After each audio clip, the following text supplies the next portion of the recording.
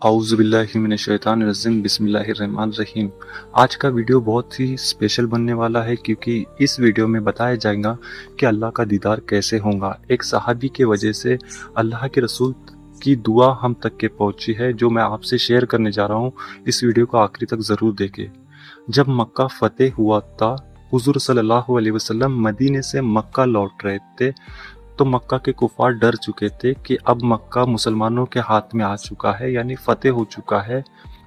تو حضور صلی اللہ علیہ وسلم کو ہم نے جو بھی پریشان کیا، اب اس چیز کا بدلہ محمد تو ضرور لیں گے۔ ہم نے انہیں جو پریشان کیا، ان پہ کنکریاں برسائی، اور جب وہ نماز پڑھتے تھے تو ہم نے اونٹ کی چربی ان کے پیٹھ پہ رکھ دیتے تھے، اتنا پریشان کیا۔ تو وہ مکہ کے کفار ڈرنے لگے، اب پیغمبر محمد کے ہاتھ میں سارا مکہ ہے، اب وہ ہمیں سزائے موت دیں گے، نہ جانے کتنی کتنی بڑی بڑی سزا دیں گے۔ لیکن ہمارے آقا حضور صلی اللہ علیہ وسلم خانہ کعبہ کی طرف جا کر کہتے ہیں، اِنَّا أَرْسَلْنَاكَ إِنَّا رَحْمَةً لِلْعَالَمِينَ مَا كَانَ مُحَمَّدٌ أَبَا مِن رِجَالِكُمْ وَلَٰكِنَّ رَسُولًا وَخَاتَمَ النَّبِيِّينَ۔ اے لوگوں، میں اللہ کی طرف سے بھیجا گیا پیغمبر ہوں اور تم سب کے لیے رحمت بنا کر بھیجا گیا پیغمبر ہوں۔ میں تم پہ ظلم و ستم کرنے اور نہ ہی تم پہ بددعا کرنے آیا ہوں، بلکہ میں تم پہ رحم کرنے آیا ہوں۔ یہ اخلاق دیکھ کر مکہ کے کفاروں نے اسلام قبول کرنا چاہا کہ سوچا کہ جب آقا علیہ الصلوۃ والسلام اتنے رحم دلی ہے تو وہ کتنا رحم دلی ہوگا جس کا نام رحمان و رحیم ہے۔ یہی دیکھتے دیکھتے ہر کوئی مسلمان ہونے لگا، آقا علیہ الصلوۃ والسلام کے ہاتھ پر کلمہ پڑھنے لگے۔ تو ایک شخص کھڑا ہوا، کہنے لگا کہ یا رسول اللہ، مجھے بھی کلمہ پڑھا دے۔ آپ نے کہا کہ میرے دین کے خاطر کیا کریں گا، میرے اور اللہ کے دین کے خاطر تو کیا کر سکتا ہے؟ تو وہ شخص کہنے لگا، جو آپ کہیں گے وہ کروں گا، اور جس کام سے آپ روکیں گے میں وہیں رک جاؤں گا۔ آقا علیہ الصلوۃ والسلام نے کہا، جاؤ اپنے باپ کا سر قلم کر کے لاؤ۔ تو وہ شخص چل دیا۔ آپ نے کہا کہ رک جاؤ، تو وہ شخص وہیں رک گیا۔ آقا علیہ الصلوۃ والسلام نے ارشاد فرمایا کہ اے شخص، میں تجھے آزما رہا تھا کہ تو میرے حکم کا کتنا فرمانبردار ہے، اور تو امتحان میں پاس ہے۔ آپ نے اسے کلمہ پڑھا کر مسلمان کر دیا اور ان کا نام حضرت حمزہ رکھا۔ یہ ایک عام صحابیوں میں سے ایک صحابی تھے جن کا نام حضرت حمزہ تھا، اور آپ حضور صلی اللہ علیہ وسلم کے چچا کا بھی نام حمزہ تھا۔ جنہوں نے اسلام قبول کر کے مسلمان ہوئے تھے وہ حضرت حمزہ ہے، اور یہ عام صحابیوں میں سے ایک صحابی ہے، ان کا بھی نام حضرت حمزہ تھا۔ تو حضرت حمزہ نے جب اسلام قبول کیا، آپ نماز پڑھنے لگے، روزے رکھنے لگے، حج کرنے لگے۔ کئی سال تک یہ سلسلہ چلتا رہا۔ ایک وقت آیا کہ آپ فجر میں نہیں آئے، آپ ظہر میں نہیں آئے، آپ عصر میں نہیں آئے۔ حضور صلی اللہ علیہ وسلم نے صحابہ سے کہا کہ میرا حمزہ نظر نہیں آتا، پتہ تو کرو حمزہ ہے کہاں۔ تو صحابہ نے جب پتہ کیا مغرب کی نماز کے بعد، تو پتہ چلا کہ حضرت حمزہ کو تیز بخار ہے اور آپ کی طبیعت بہت خراب ہے۔ تو آپ کو دیکھنے حضور صلی اللہ علیہ وسلم تمام صحابہ کے ساتھ آپ کو دیکھنے آتے ہیں۔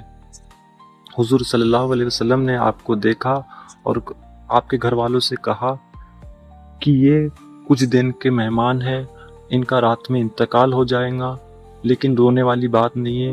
میں خوشخبری سناتا ہوں کہ حضرت حمزہ کو غسل میں دوں گا، اور انہیں قبر میں اتاروں گا، اور ان کی جنازے کی نماز میں پڑھوں گا، اور ان کے لیے مغفرت کے لیے دعا میں کروں گا۔ حضرت حمزہ جب ہوش میں آئے تو انہیں یہ خوشخبری دے دینا۔ یہ اتنا کہہ کر حضور صلی اللہ علیہ وسلم وہاں سے چل دیے عشاء کی نماز کے لیے۔ اب کچھ وقت کے بعد حضرت حمزہ کو ہوش آتا اور گھر والے کہتے کہ حضور صلی اللہ علیہ وسلم یہاں تشریف لائے تھے اور انہوں نے کہا کہ آپ کا کچھ دیر میں انتقال ہو جائے گا، اور خوشخبری دیا کہ آپ کے وہ سارے موت کے احتکامات حضور صلی اللہ علیہ وسلم کریں گے، جیسے غسل، جنازے کی نماز، قبر میں اتارنا، مغفرت کی دعا کرنا، یہ سب کچھ حضور صلی اللہ علیہ وسلم کریں گے۔ حضرت حمزہ نے کہا، خبرداری، میری مرنے کی خبر حضور صلی اللہ علیہ وسلم کو دیا۔ تو گھر والے حیرت میں رہ گئے کہ یہ کیسی بات ہے، حمزہ ہم سے چھپانے کیوں کہہ رہے کہ حضور صلی اللہ علیہ وسلم کو بتانے سے کیوں انکار کر رہے۔ لوگوں نے کہا کہ گھر والوں نے کہا کہ حمزہ، انہوں نے ہمیں کہا ہے کہ جب حمزہ کا انتقال ہو جائے تو مجھے ضرور بتانا، میں خود آؤں گا اور سارے احکامات کروں گا۔ حضرت حمزہ غصے میں کہنے لگے کہ میں نے کہا نا، میرے نبی کو یہ بتانے کی ضرورت نہیں ہے کہ میرا انتقال ہو چکا۔ تو گھر والوں نے کہا، جب وہ ہم سے پوچھیں گے تو ہم کیا جواب دیں؟ تو حضرت حمزہ کہتے بس میرے نبی سے اتنا کہہ دینا، مدینے سے میرا گھر بہت دور ہے، مدینے سے میرا گھر بہت دور ہے، اور رستے سے آتے سمے کانٹے اور جھاڑ جھوڑیوں سے گزرنا پڑتا ہے۔ میرا دل گوارا نہیں کرتا کہ حضور صلی اللہ علیہ وسلم کو میرے مرنے کے وجہ سے انہیں یہ تکلیف اٹھانا پڑے۔ حضور صلی اللہ علیہ وسلم جس کا بھی انتقال ہوتا تو آپ پیدل چلتے تھے، اور وہ پیدل چل کے میرے گھر تک آئیں گے تو ہو سکتا ہے کہ ان کے پیروں میں کانٹا چبھے گا، انہیں تکلیف ہوں گی، اور یہ حمزہ کو گوارا نہیں۔ بس اتنا کہہ دینا۔ ان کے گھر والوں نے ان کی بات مان لی اور رات میں انتقال ہو گیا۔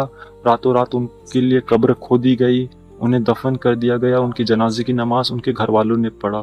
جب یہ بات حضور صلی اللہ علیہ وسلم کو پتہ چلی کہ حضرت حمزہ کا انتقال ہو گیا، تو آپ گھر والوں سے کہنے لگے کہ میں نے تم سے کہا تھا نا کہ مجھے بتانا، تو تم نے کیوں نہیں بتایا؟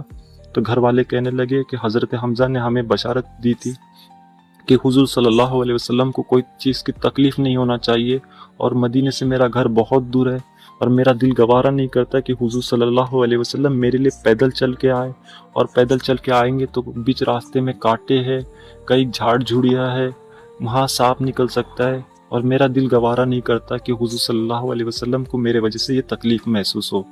حضور صلی اللہ علیہ وسلم کے آنکھوں میں آنسو آئے، اور تمام صحابہ کو لے کے آپ قبرستان چلے۔ جب قبرستان چل دیے تو آپ علیہ السلام حضرت حمزہ کی قبر پہ جا کر دعا کرنے لگے، اے اللہ حضرت حمزہ سے راضی ہو جا۔ آپ نے کئی دیر تک دعا کی۔ آپ کے بازو میں حضرت علی کھڑے تھے، حضرت عمر کھڑے تھے، حضرت ابوبکر صدیق تھے۔ آپ نے ایک دعا ایسی کی کہ حضرت حمزہ کے قبر پہ آپ نے ایک ایسی دعا کی کہ حضرت عمر فاروق اعظم کہنے لگے کہ یا کاش سامنے میری قبر ہوتی اور حضور صلی اللہ علیہ وسلم میرے لیے دعا کرتے۔ وہ دعا یہ تھی کہ اے اللہ جب حمزہ قبر سے باہر نکلے گا تو اپنا اسے دیدار نصیب کرنا اور اسے مسکراتا ہوا دیکھنا۔ جب یہ بات حضرت عمر فاروق اعظم نے سنی تو کہنے لگے کہ کاش سامنے میرا جنازہ ہوتا، کاش سامنے میری قبر ہوتی۔ تو حضور صلی اللہ علیہ وسلم نے حضرت عمر سے کہا کہ یہ دعا حضرت حمزہ کے لیے نہیں بلکہ تمام امتی کے لیے ملیں گی، لیکن کام وہ کرنا ہوگا جو میرے حمزہ نے مجھ سے کہا تھا۔ تو حضرت عمر نے کہا کہ وہ کام کون سا ہے؟ تو حضور صلی اللہ علیہ وسلم نے کہا جب یاد کرو حمزہ نے اسلام قبول کیا تو مجھ سے کیا وعدہ کیا تھا کہ جو میں کہوں گا وہ کریں گا، اور جس کام سے میں روکوں گا وہ رک جاؤں گا، قیامت تک کہ جو اس چیز پہ قائم رہا کہ میرے فرمان پہ چلتا رہا، پوری زندگی گزارتا رہا، اور جو چیز کے لیے میں نے منع کیا اس چیز کے لیے وہ رک جاتا ہے، تو ہر اس امتی کے لیے میری یہ دعا ہے کہ اللہ کا اسے دیدار نصیب ہوگا، اور صرف دیدار ہی نصیب نہیں ہوگا بلکہ اللہ اسے مسکراتا ہوا دیکھے گا، اور وہ بندہ اللہ کو مسکراتا ہوا دیکھے گا۔ یہ حضور صلی اللہ علیہ وسلم نے تمام امتیوں کے لیے دعا کی ہے۔ اب وہ بد نصیب ہوگا جو نبی کے فرمان کے اوپر اپنی زندگی نہیں گزارے گا، چاہے کھانا پینا کمانا ہر طریقے میں حضور صلی اللہ علیہ وسلم کے بتائے ہوئے مطابق جو چلے گا اس کو اللہ کا دیدار نصیب ہوگا، اور جب وہ قبر سے باہر نکلے گا تو اللہ اسے مسکراتا ہوا اپنا دیدار کرائے گا، اور وہ بندہ مومن بھی اللہ کا دیدار مسکراتا ہوا کرے گا۔ اس ویڈیو کو شیئر ضرور کریں تاکہ اس دعا سے کوئی بھی محروم نہ رہے۔ السلام علیکم، ملتے ہیں نیکسٹ ویڈیو میں۔ اللہ حافظ۔